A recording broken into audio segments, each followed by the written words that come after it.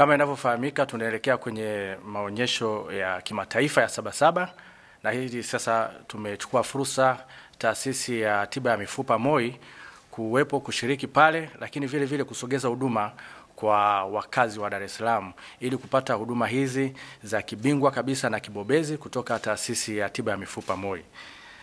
Kutakuwa kuna kliniki maalum kabisa pale kwa ajili ya tiba ya mifupa, mishipa fahamu, ubongo na mgongo, ambao tutaisogeza huduma hii kwa wananchi wa Dar es Salaam kupitia banda letu namba 12 katika viwanja vya Sabasaba.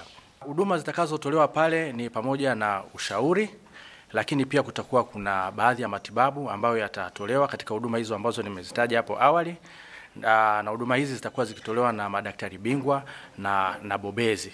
Lakini vile vile nipende kuarifu umma kwamba moja ya faida pia ya huduma hizi ni kwamba mgonjwa atakapoonwa pale ataingizwa moja kwa moja kwenye mfumo wa taasisi ya mifupa. Kwa hiyo hata atakapoonwa pale kwenye banda letu na baadaye hata atakapohitaji kuja kuonwa katika taasisi ya mifupa MOI, anaweza akaja akiwa registered, atakuwa ameshakuwa registered tayari na atakuwa anaonekana kwenye mfumo.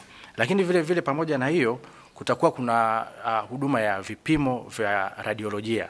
Kuna baadhi ya magonjwa ambayo tunaweza tukayascan kwa kutumia ultrasound, matatizo mbalimbali tukaweza kuyabaini kutumia ultrasound. Huduma hizo zitakuwepo. Lakini pia tunaandaa mpango maalum pia ya wagonjwa hawa tutakao waona wapate huduma ya dawa pale kwa wale ambao watafika kwenye banda letu.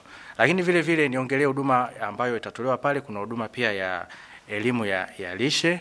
Vile vile kuambatana na uhalisia au nature ya wagonjwa wetu, pia tutakuwa tumeambatana pia na wataalamu wetu kutoka taasisi ya mifupa MOI, wataalamu wa fizioterapia.